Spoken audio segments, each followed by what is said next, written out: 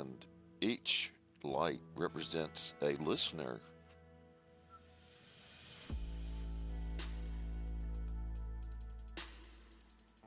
and a subscriber. Okay, everybody, this is going to be a walkthrough here. A 1 hour maiden voyage after more than 50 years being off the radio.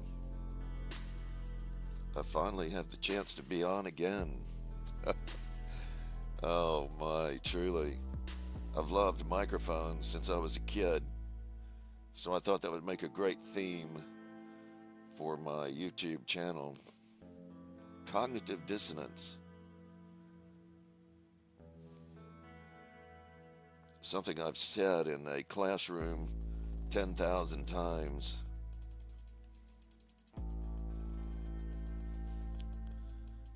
It's the fundamental principle of teaching and learning, isn't it? And I looked it up not long ago, thinking, is it possible that YouTube would have that name available? And imagine the stunned surprise when I saw it was. So here is your only cognitive dissonance name channel on YouTube, in progress, the shall we say maiden voyage first vlog.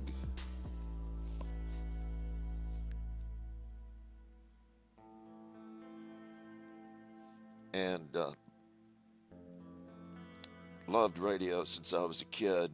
Started a radio broadcasting career in the 10th grade, actually. And I've always loved microphones.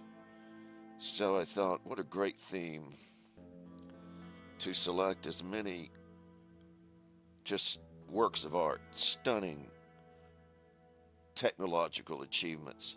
When you look at microphones from 100 years ago, they are still so fascinating. And you can imagine the world 100 years ago, how people thought, wow, I'm going to speak into this and be heard on the other side of the world.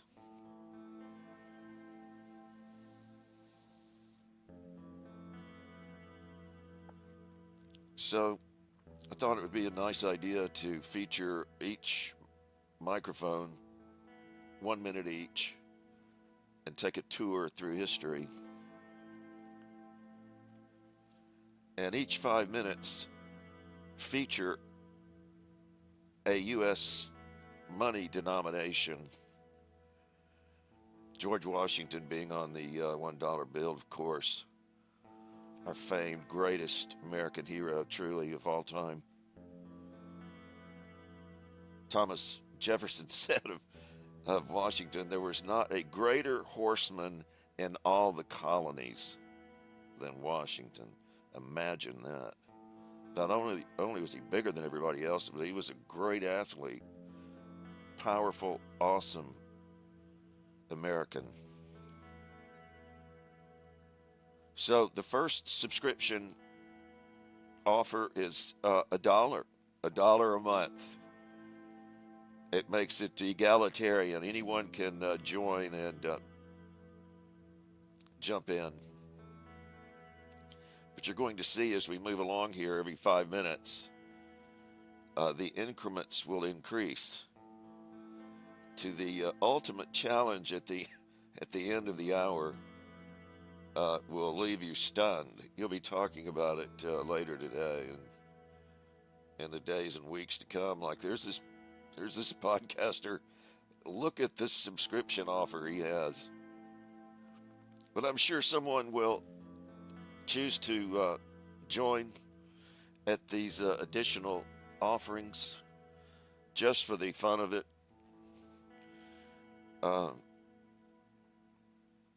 I tell you, I want to say how thankful I am to have met this most brilliant engineering company Their name is Magnum Opus. How about that for a name? And one of their engineers is brilliant and is the creator of what we're seeing here.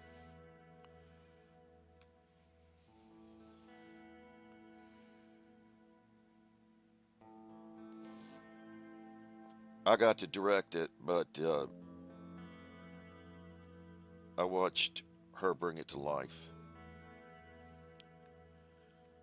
So the cognitive dissonance, musical tones underneath, the three dissonants that resolve into a full harmony chord repeating, spotlights in the corner. How about that for a microphone? So one of my first questions is if we could post your favorite mic. I have one. I actually own one of these microphones. I've had one for over 50 years. It's the most spectacular of them all, but it doesn't look it in this selection as we go through. Some others are so extraordinary, they're otherworldly. The brilliance of the engineering and creativity and artistic flair to the appearance of these mics are just stunning. And of course, as we watch this, you just imagine all the different personalities that utilize these mics. There it is. That's the most famous microphone in the world right there. The RCA 44 was its name. That's not the best photo imaging of it. Normally it's upside down from the way you see it there in its hanging position. But whenever you see Roosevelt, all the World War II news conferences, many movies from the pre-war and World War II era, they all have an RCA 44 in them. Look for them, you'll see them.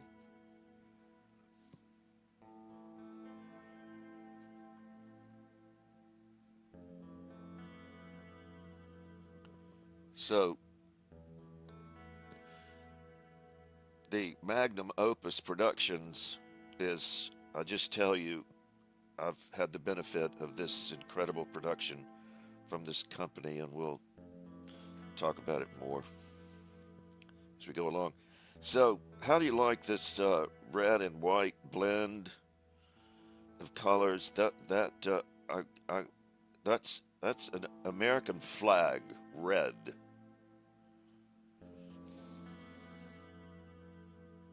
And the font is an American classic era style.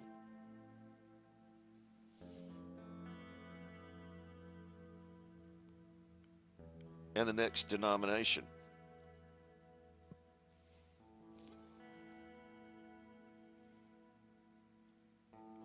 Become a Thomas Jefferson subscriber. I don't think there's any subscriptions to any YouTubers with a value of $1 or $2 American dollars. And it's just to show your encouragement and that you get a kick out of seeing this happening. Tribute to the era of the greatest generation, the microphones they used in all of their early history of radio.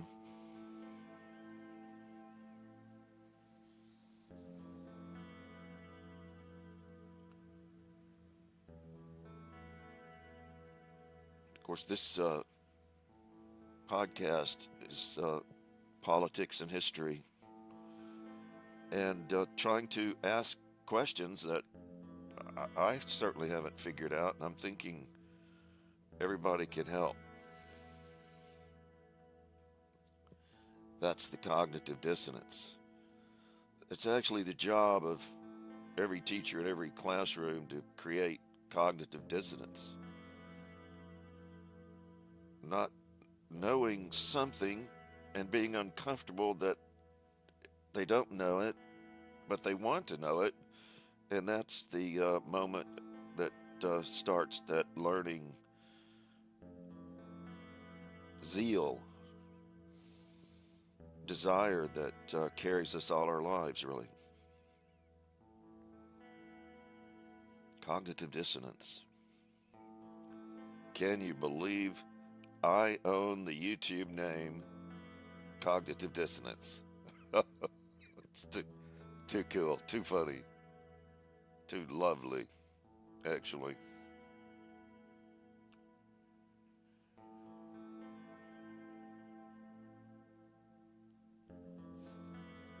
After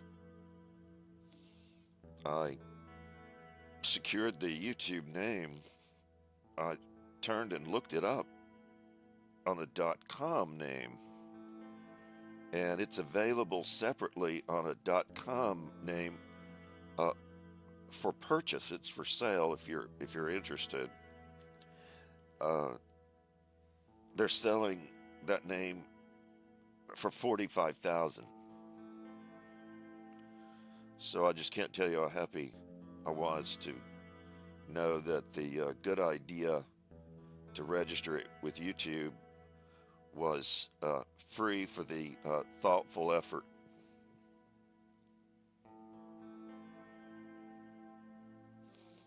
What's in a name?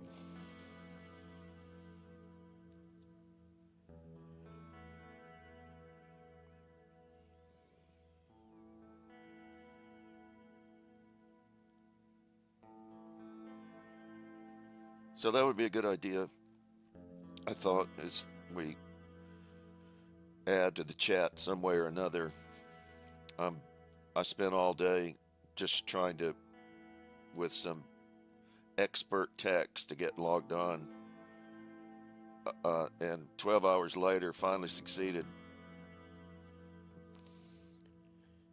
So it's just before midnight, the 10th of November,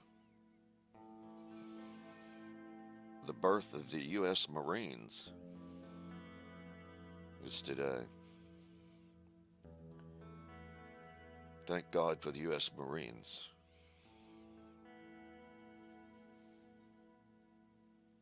So here comes Abraham Lincoln and some impressive, just quick references to him. He's so famous that we don't think about the glory of his life very often.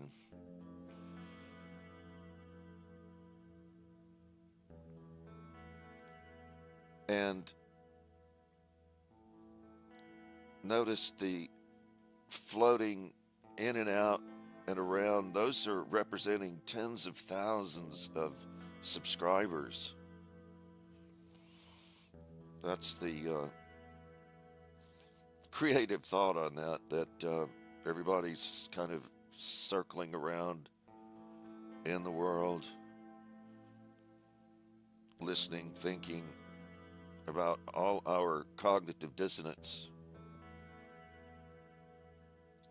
I remember as a kid, the first time I heard someone say the words President Kennedy, and I was so confused by that. I thought, what? Why are they saying President Kennedy?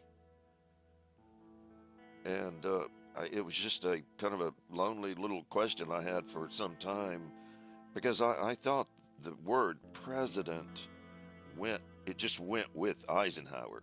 When you said president, you would normally say Eisenhower afterward. So I must have heard it a lot as a kid growing up. But that's my first recollection of cognitive dissonance, if I were to be asked. So I thought that would make a good post. Just a one line, humorous posting to add to the fun, to enter your first recollection of cognitive dissonance that just didn't seem to make sense. You know, as a kid, I remember every soft drink was a Coke. So if it was an orange drink or a grape drink of whatever variety, it would always be an orange Coke or grape Coke. And of course, there was the Coca-Cola. But talk about clueless.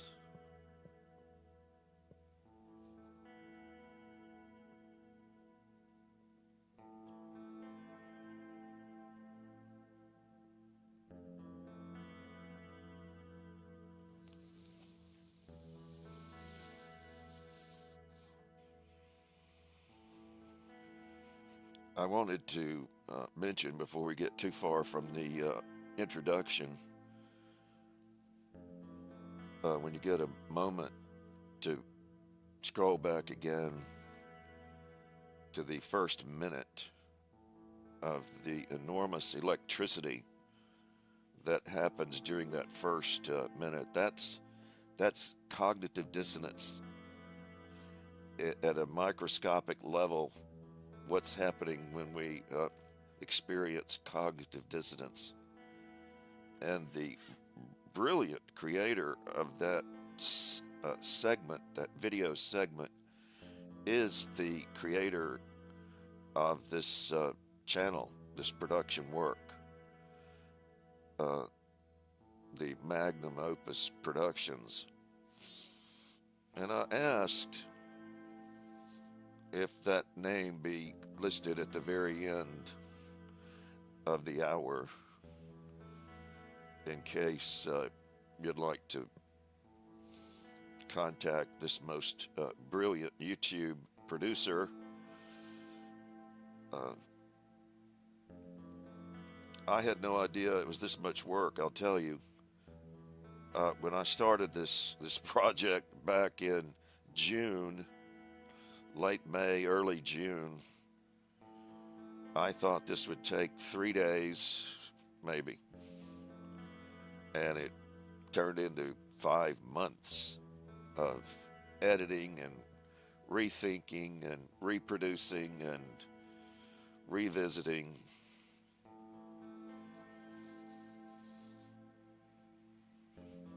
And the idea came along, developed about a subscription option to highlight the history of our country through those who are honored on each of our denomination, U.S. currency denominations. There's 11 of them. And one coming up here real shortly, I want to really focus in on because of current events that are going on. But Alexander Hamilton, I just wanted to say, George Washington said of Alexander Hamilton, there wasn't a finer person of character than him. You know, he's the one that's murdered by, you know who, his rival for the presidency. By the way, that's the most tied election in U.S. history. Never be won more with such dissension than that one. They had 30 some odd tied votes in the Electoral College for the presidency. And it was Hamilton that shifts over his support to Jefferson. And Aaron Burr was the most vicious temper and vows to get back at him, which she does in this duel that we all know about.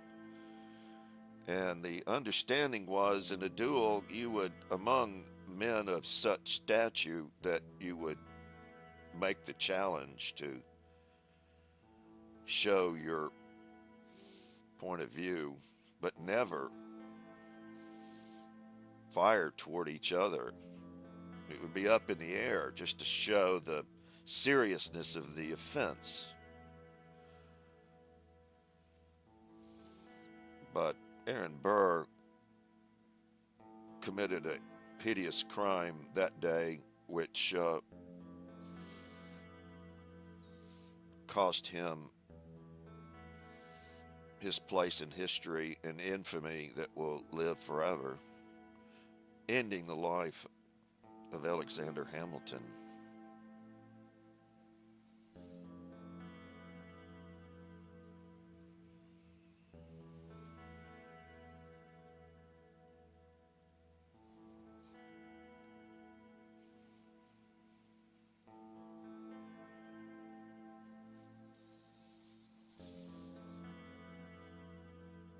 I see these mics, and I've always imagined all through the years all the different characters who were involved in their use. Some of the highest level of entertainers and historians and politicians and choirs, and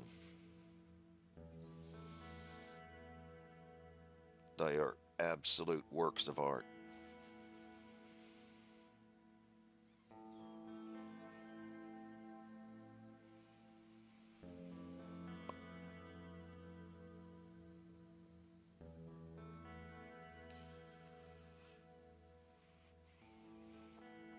So there's the first minute of the cognitive dissonance, the fiery electricity of thought that's portrayed, that I hope everybody gets a kick out of seeing. I've never seen anything like it, and it's the kind of unique characteristic that this engineering company, Magnum Opus, provides. I'm not paid for promoting, but I've never met a more brilliant technician for producing a YouTube channel. If you're ready to jump in with everybody, it's the most fun it seems like everybody has is starting the YouTube channel. Oh, of course, Andrew Jackson. Oh my. So if you're starting to feel the intensity of a $20 monthly subscription, we're starting to arrive with the serious folks here. Remember Andrew Jackson. Here's this claim to the reason America is still succeeding from early on, because the British not only try to wipe us out during the American Revolutionary War for years, but they come back 25 years later again. That's when they burn the White House and attempt to burn our national archives. Now they'll say it's because we attacked over the border at the Canadian capital at the time, which was named York, which is now Toronto. But the destruction of our capital was devastating. And not only did they have the intention of destroying the White House, but all of our historic documents In fact, they set our national archives on fire.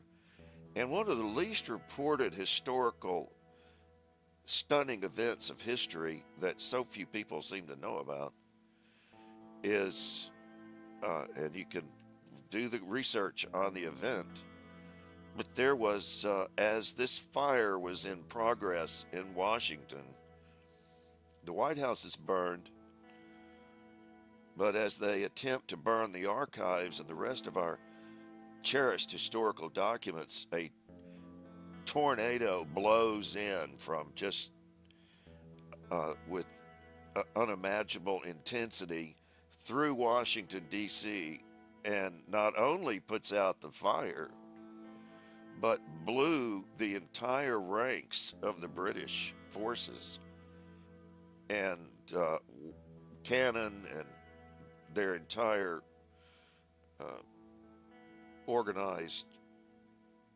battalion. Their intention was to move on to Baltimore and burn it. But because of this hurricane, they were thwarted. Now that to me is the most incredible story of to be told, one of the many of American history, and I don't hear it discussed very often, so maybe you'll share that with more folks. But so that's the reason we end up having our national anthem, because it's 2 weeks later that they returned to Fort McHenry to burn it there, to finish the job they were going to do after they burned the Capitol and the White House a few weeks prior. But that's where, again, God saved America and thwarted that attack in numerous ways. You can just read the incredible debacle that occurred unexpectedly that caused that defeat of the British that was really the turning point of our history in so many respects. And our national anthem was born from that event. You know the account, the doctor who had defended a fellow in allegedly some bar setting, but he was a highly regarded physician, and the British had arrested him and were going to take him back to England, and they were devastated that they would have taken away their most valued physician.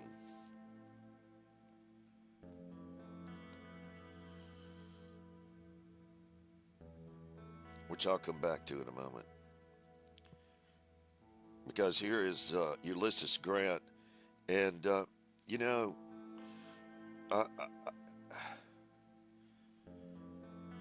there is each of the books of the Bible that are the most important books to read in the world, and then anything Mark Twain wrote. And he becomes the biographer for Ulysses Grant.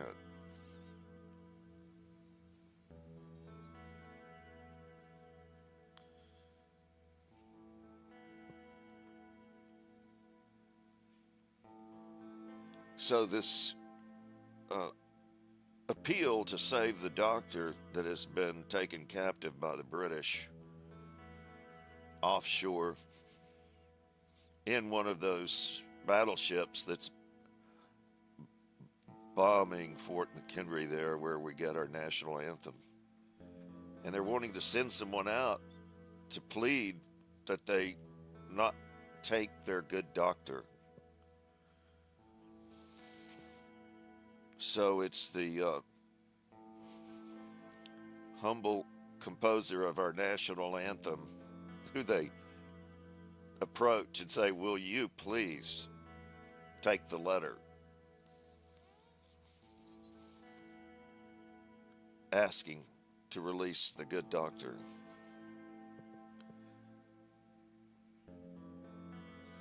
So he agrees finally, and that's why he's on board the ship offshore watching the bombing that coming in while he's on the ship. The counter fire from the U.S. coast, but he's watching the bombing of his own home fort in his own hometown. Our great composer of our national anthem. And he writes this poem about what he witnessed.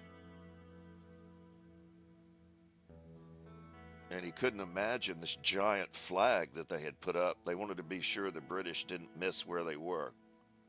That's their brave in their face attitude. And he's wondering all night long as they bombed literally all night long the fort.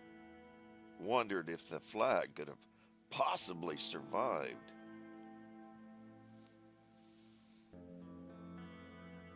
That bombardment. And that's why he's asking this question, oh say, can you see by the dawn's early light? Because he was astonished that it had survived, miraculously survived.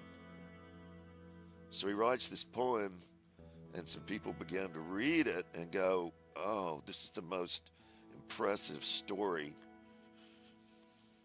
We usually only hear the first verse, so I'd like to encourage you to look it up and read the whole story of the flag that he watched that night during the bombing and the historical account that he wrote. Is our flag still there? And yes.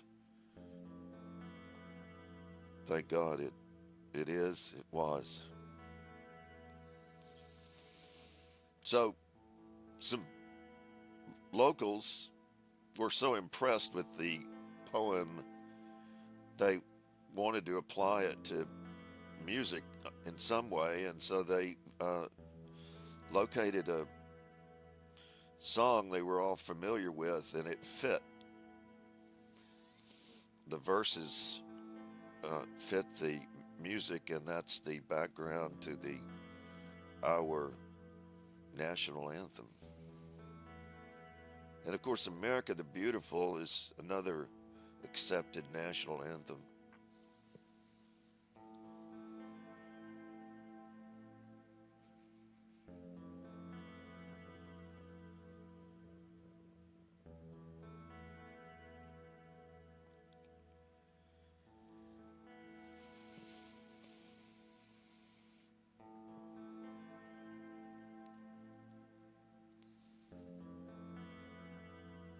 Right. You'd probably looked up by now. Benjamin Franklin is next. What is he thinking? $100 a month subscription? I'm thinking, why not?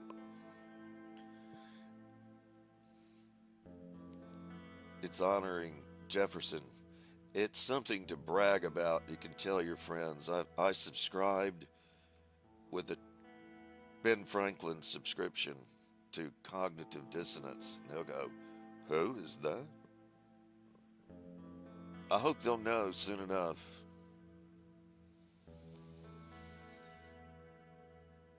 Clicking and liking. I looked up the history. They say it takes like a year or a year and a half to get to 10,000 subscribers. I'm thinking, what? So I'm hoping we'll encourage each other to be well ahead of that schedule with subscribing and sharing with others, and you see how that gets a response. You see the people responding there with those orbs. Apparently everybody liked that idea. Yeah. I know it's a brilliant artistic flair that the famed producer of magnum opus created, and it fits so well.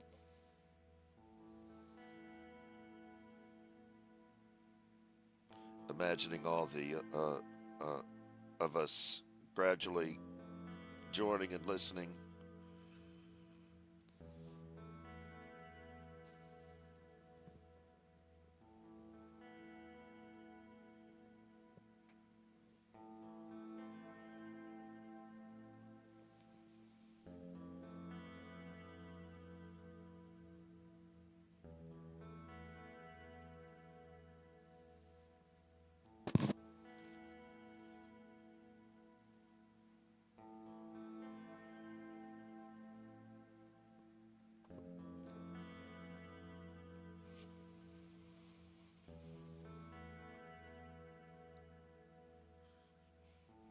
I'm looking forward to the coming podcast of presenting the endless notes I've taken over the years. I remember as a sophomore in high school having a little notepad and would be taking notes.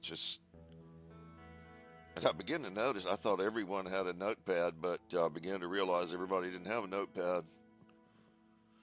And it's been a lifelong journey of tens of thousands of notes.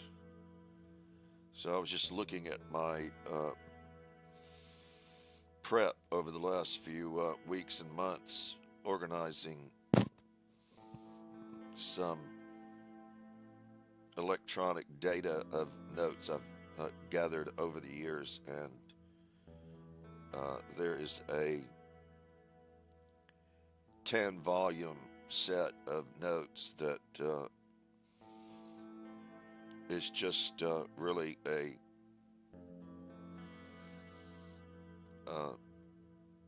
partial glimpse into the notes over the years, but I'm going to look forward to presenting as many of them as possible.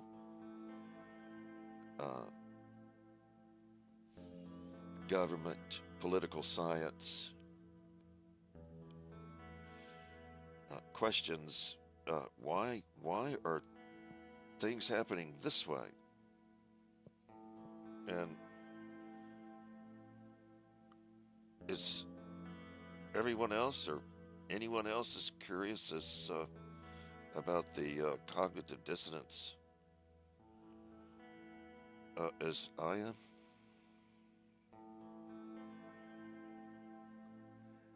I think so.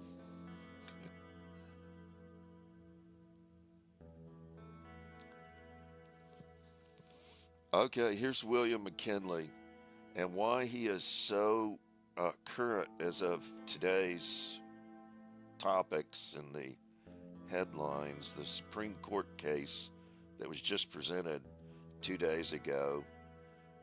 This is the 10th of November 2025 for future reference, but it was just 2 days ago that the Supreme Court heard the arguments on tariffs.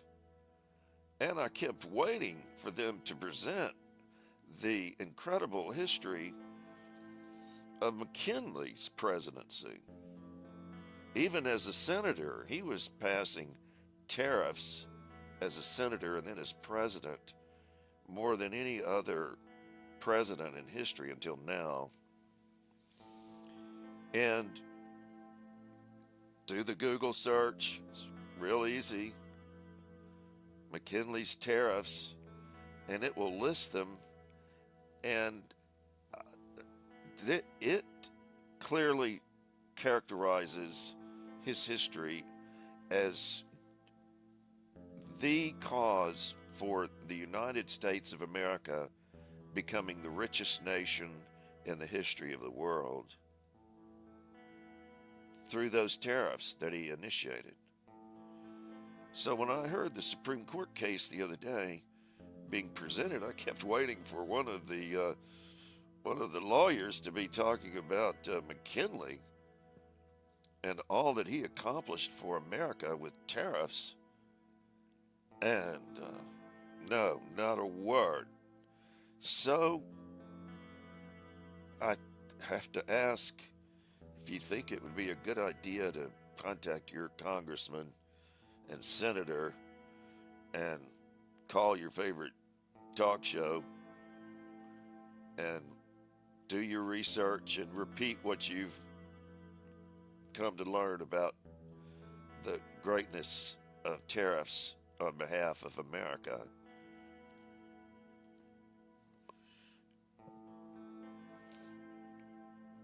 I will.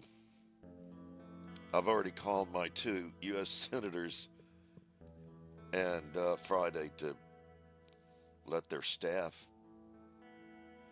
see if they'll look up, do a Google search on McKinley's tariffs, which characterized causing the United States of America to become the richest nation in the history of the world, with the possible exception of Solomon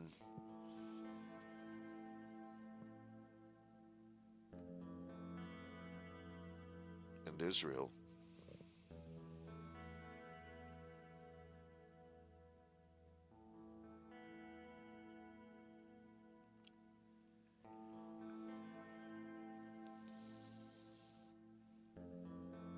And I was just remembering about Mark Twain, why he's so admirable among all historical figures. Not only his brilliance in writing, the accounts of his tours of the world, he was the most popular figure in the world.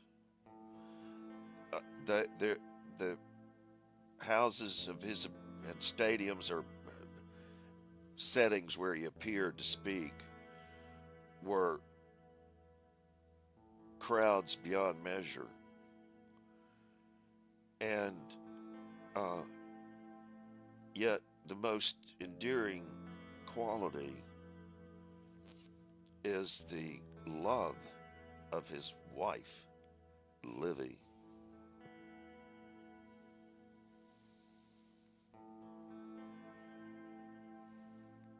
I think I have this correct.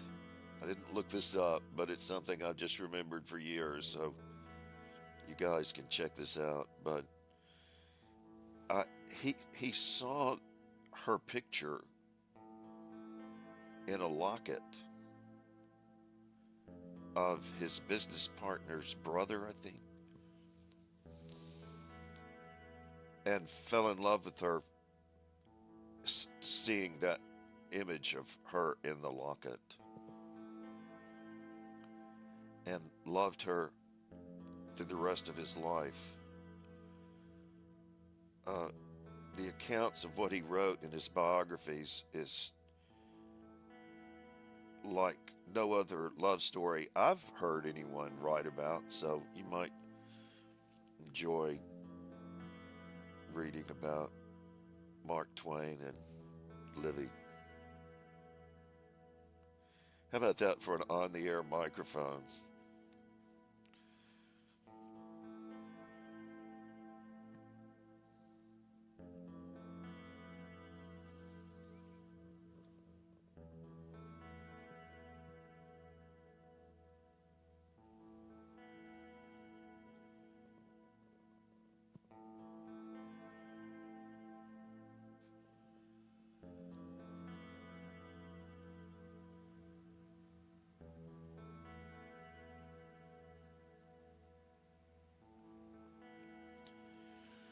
Well, it'll be interesting to see how this develops over time.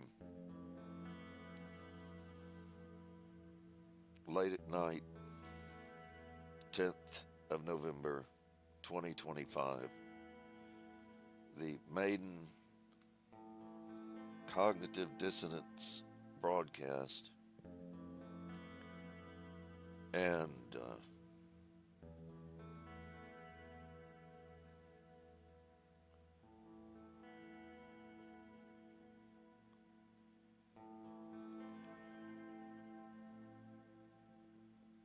I thought you might appreciate some credibility on your voice that you're hearing. You know, whenever I feel real self-conscious, which is more often than I might imagine, pretty frequently. So whenever I feel like I'm just completely lost in the crowd in a group or something and being run over by the rest of the thinking or something, I'll say something like, "But I have 2 degrees and 4 U.S. patents," and try to get their attention. One of them, Elon Musk cited, so I get a kick out of that. I got a notice. The U.S. Patent Office has to notify when someone's citing your work and a patent that's going out in their name.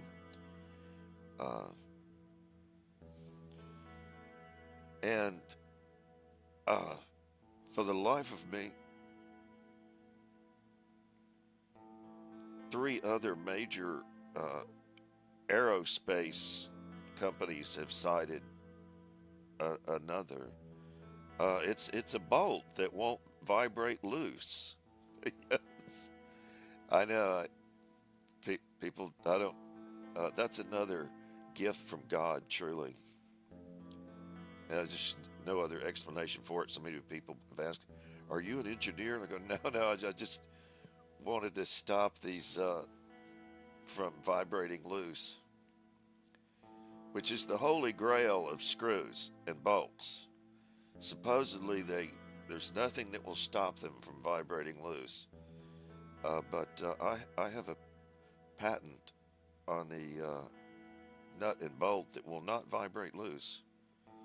And Elon Musk cited it in some 3 aircraft. I mean, Boeing, Lockheed Martin, GE aircraft have cited it, and I've spent months on end trying to find out, calling them, contacting them. What are you using this for?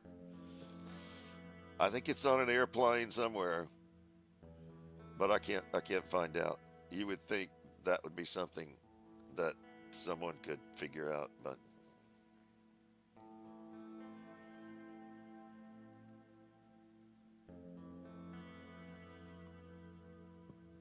okay, here comes the next shock.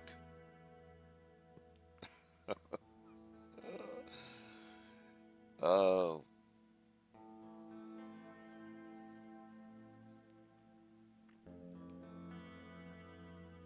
I know everyone thinks that's just too extraordinary, but I've met some people in my life that would be happy to enjoy making a statement. I love cognitive dissonance so much, I'm going to get a lifetime membership, the one of the James Madison lifetime membership. I think this was my next to the most favorite microphone. We'll post the one that is your favorite.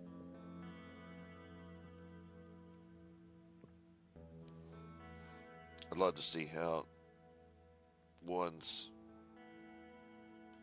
start ranking in popularity. Just the minute mark, the mic at minute 32 or whatever.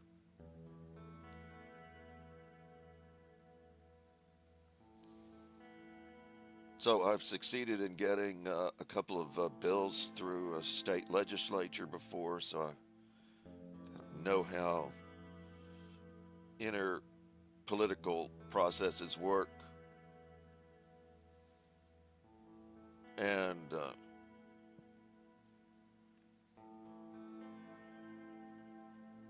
one of the most fun things I think I could tell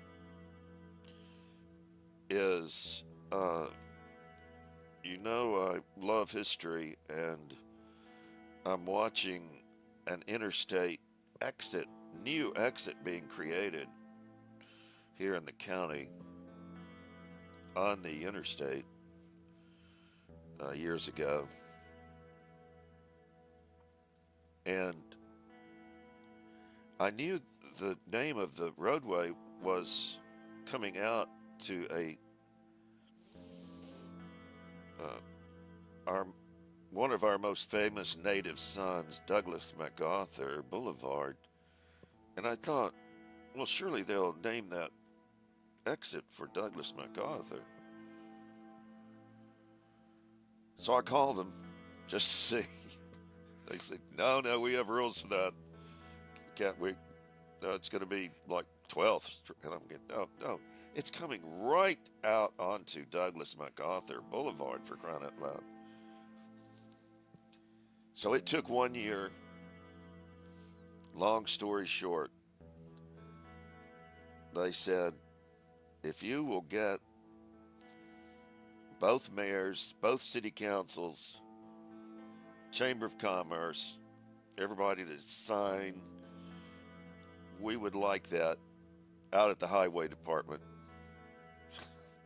Head of the highway department's telling me. He asked me, was I running for office? I thought that was one of the funniest questions I've ever heard. I said, no, I just want to honor Douglas MacArthur. He's our native son. It's coming out right here. I mean, tens of thousands of people will drive by every week, and they'll wonder, is that really Douglas MacArthur? And he was born in downtown Little Rock, for crying out loud. But anyway, so thankfully it's out there. And I happened to notice, just by coincidence, the Saturday they had loaded it out on the freeway, and the freeway was closed, and it was literally sitting on the surface of the freeway. So I was able to walk out and walk up and set up a camera and have a picture standing beside it while it's out on the freeway. So that's one other polite claim to fame. And especially if you're younger listening, in high school, do just the most bold, good things. You'll be amazed. Like Samuel Chase. He never imagined he'd end up on the $10,000 bill, but there is the supreme, ultimate subscription option that I hope will make it on some notary coverage somewhere, that there's a YouTuber with a $10,000 subscription option podcast, and that there will be at least one that will have the fun to do it.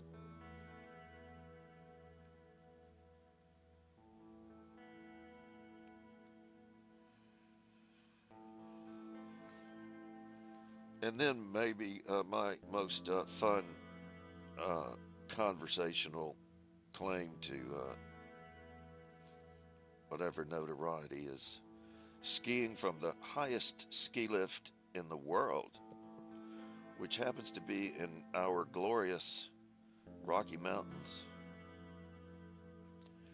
And that was so long ago. But every once in a while it comes up in a conversation, and someone will ask about it saying, "Oh, is that like?" And they'll mention some ski area, one place or another, and I'll always tell them, if you see trees, if you see any trees in the ski area, you know you're not at the top of the world skiing area in Summit County.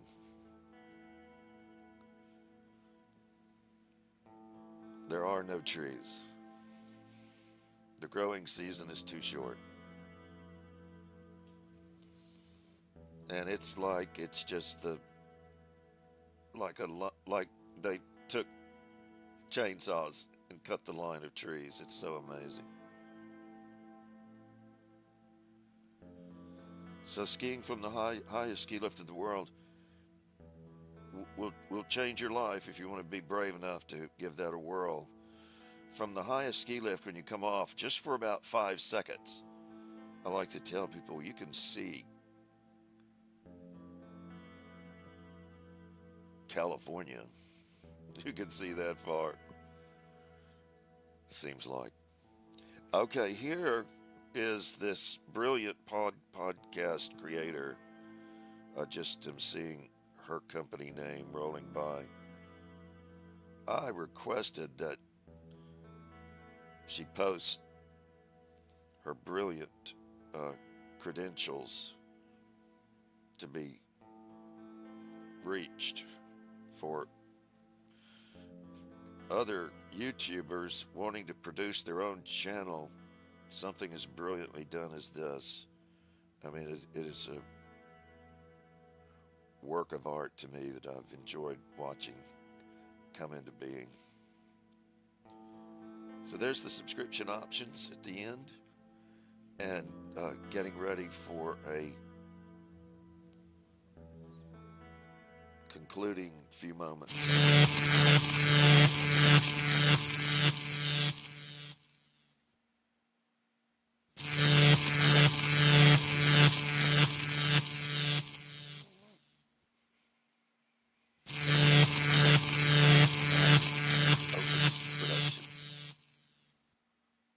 On the Cosmic Dissonance channel.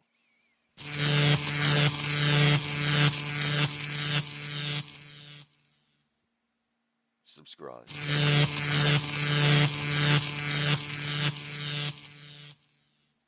Thank you, everybody.